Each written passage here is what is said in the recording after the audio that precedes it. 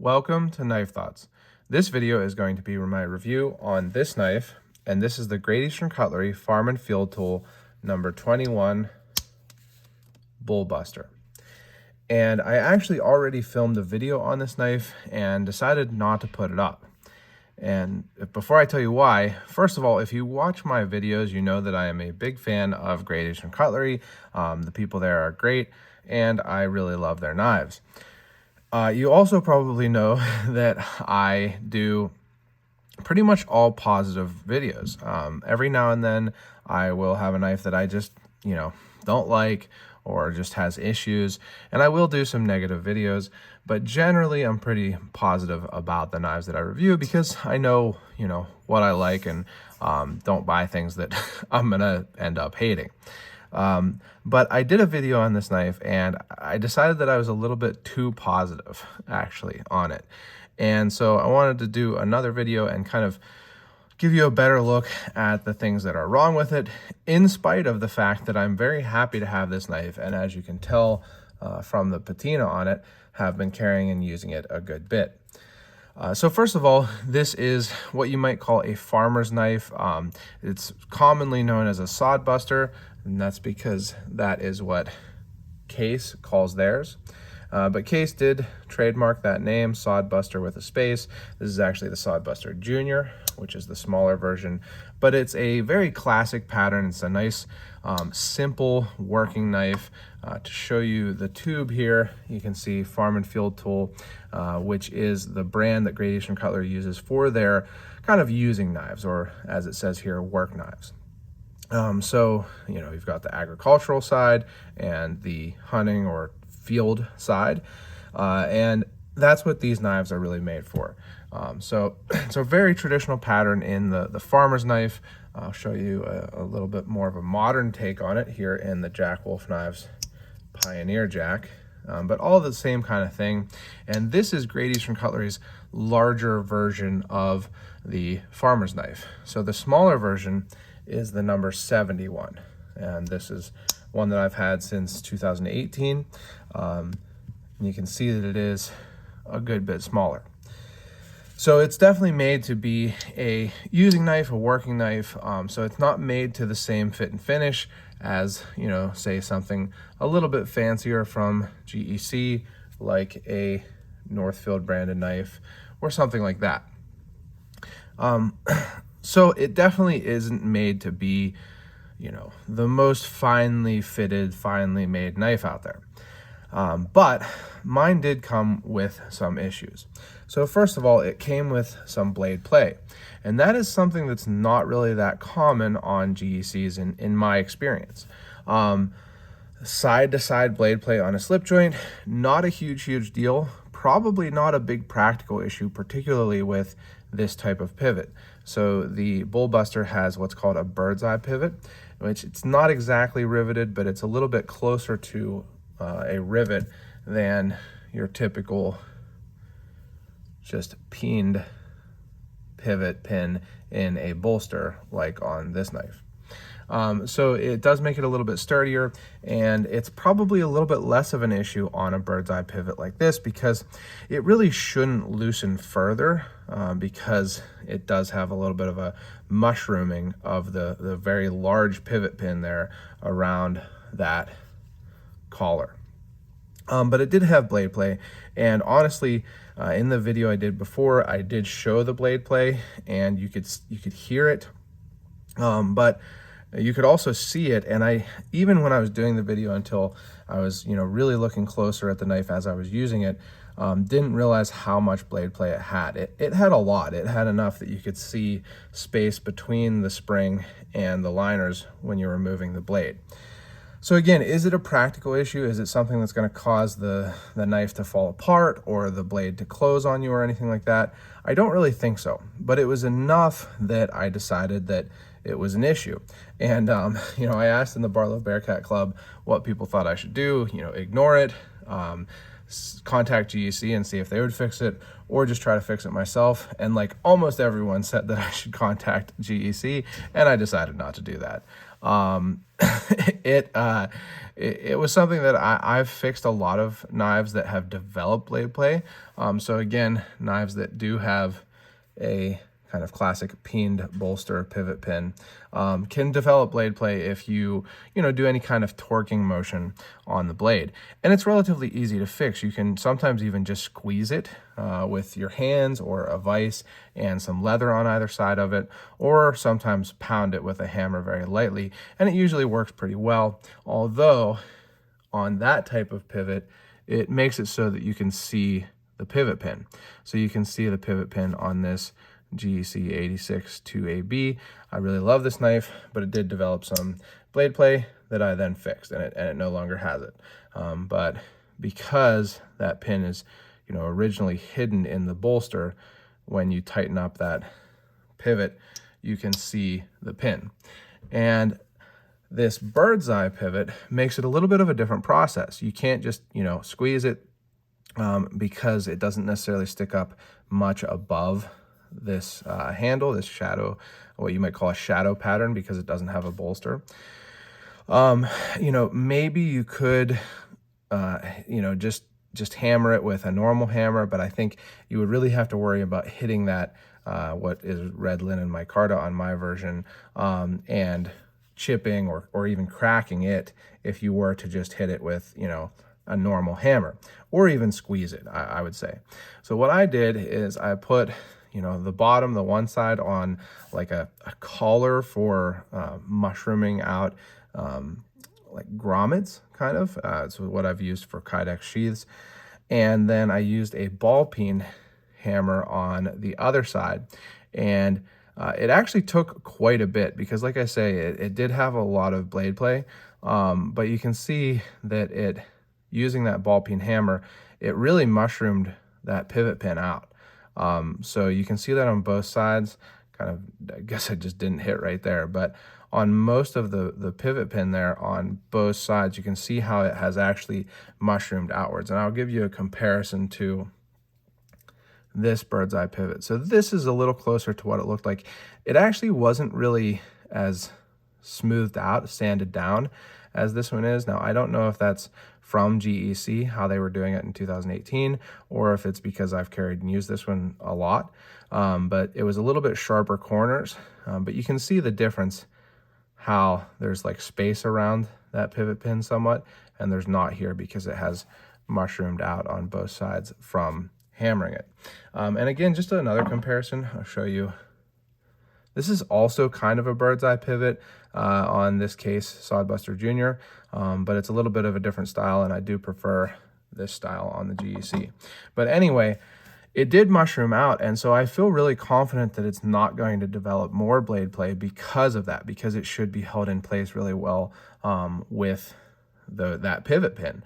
And so I'm happy with that. I don't think I should have had to do that. And, again, it was something that seemed like a lot of people didn't recommend, but I do enjoy, fixing these. GEC, by the way, has always done really great, service for me with the warranty. I had a couple of the number 47 Vipers from the run this year that had some issues, and I sent them in, and I got them back from GEC a week from the day that they received them. So, it took less than a week of them working on them, and they sent them back, and I literally got them back within 1 week of them receiving the knives. And they were fixed correctly. They've fixed other things for me before. For example, I broke the pen blade on this knife one time trying to center it, and they fixed that for me. Wasn't expensive either to fix that, even though it was my fault. So it's not that I didn't think that they would fix it. I'm sure that they would have fixed it. I have no doubts at all that they would have fixed it had I contacted them and sent it in. It's just that I decided to do that. The other thing that this knife came with was a particularly bad edge. Now, again, I love gradation cutlery knives.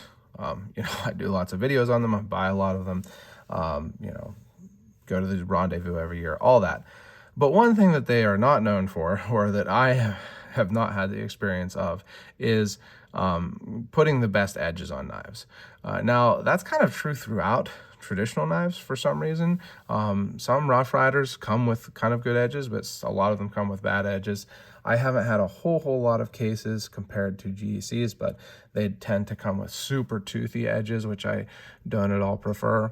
And, you know, GEC tends to come with edges that are, I would say, relatively good in the straight, so near the heel of the blade, near the grind, the plunge grind there, plunge line, whatever it is, down here.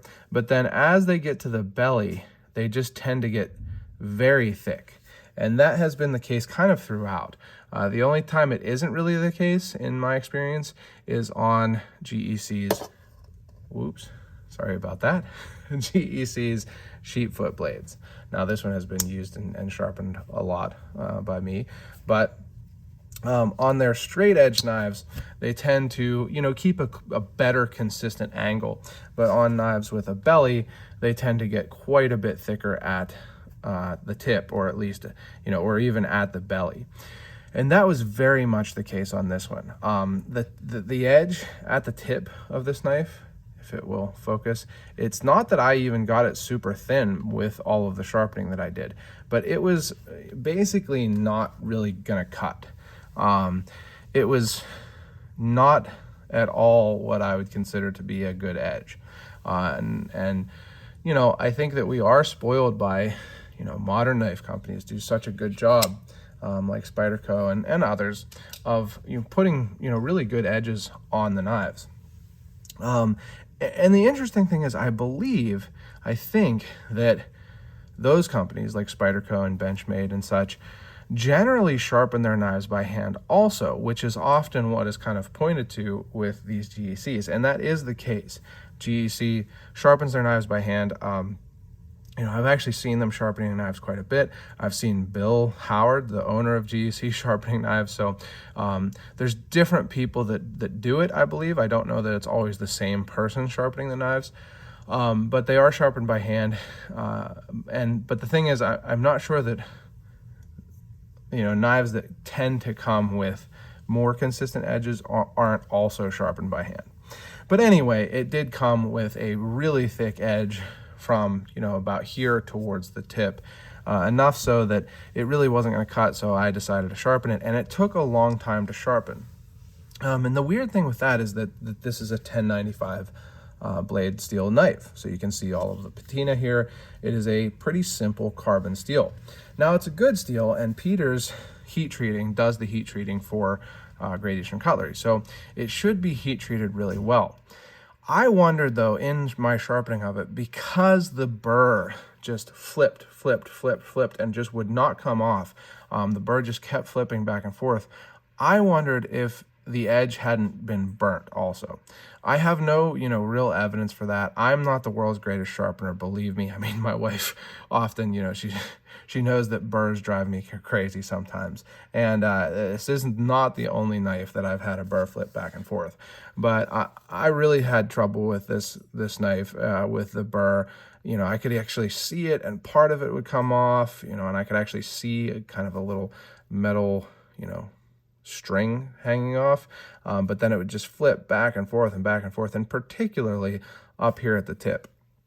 So again, do I know that that wasn't just me not being a great sharpener? No, I would say it's probably more likely that that's the case.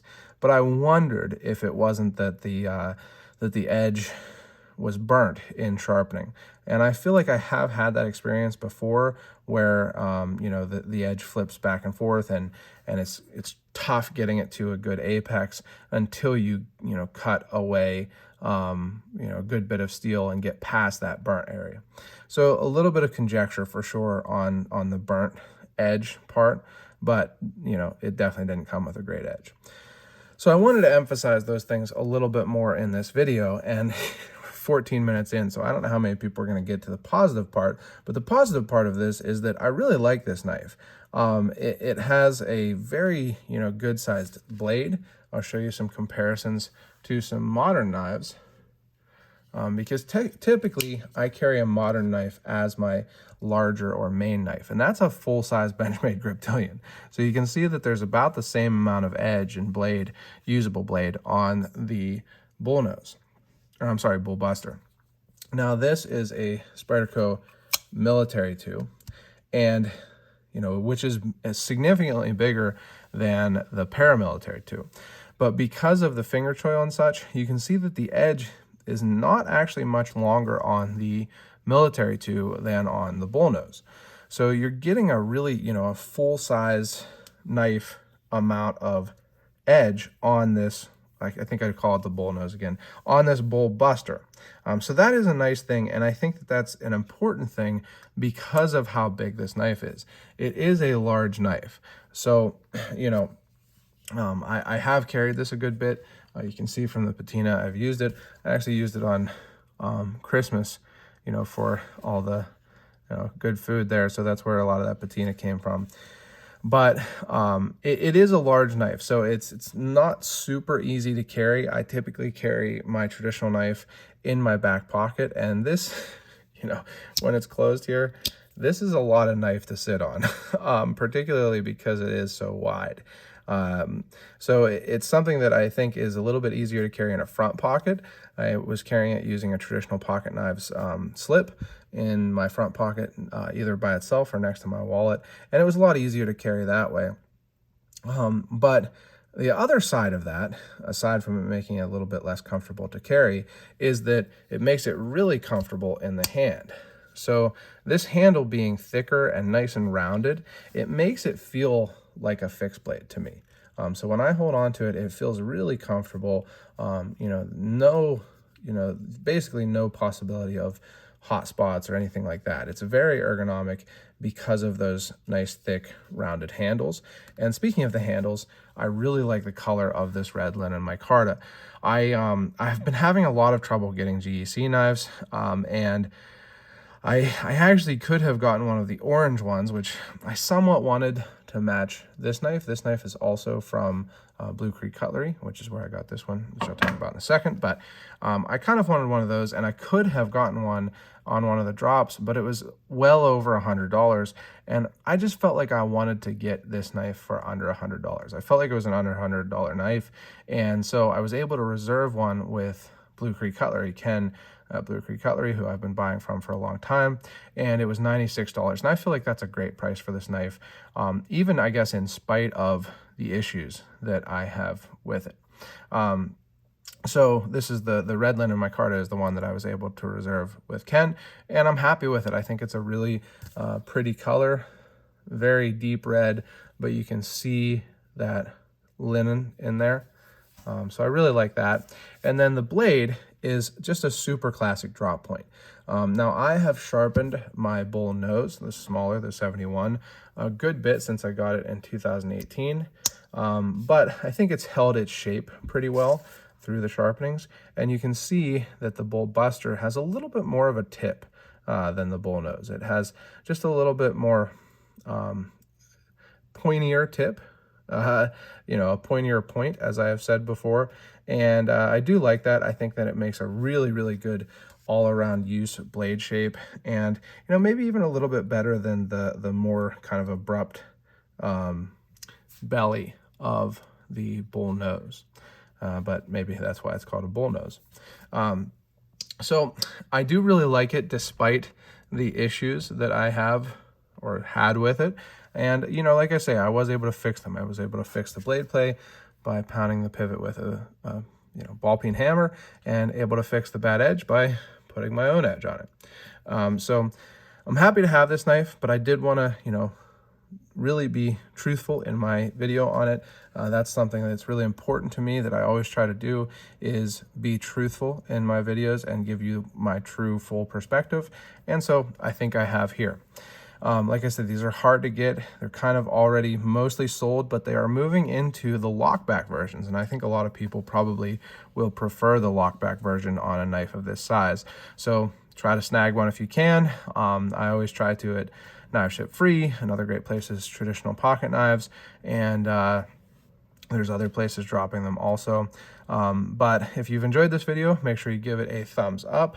Leave any comments you have below. Subscribe to the channel, click the bell, and select all so you know when I post new videos. Check out my website, knifethoughts.com, where I post articles on knives like this and knife-related topics. And last but not least, as always, don't forget to go out and do good.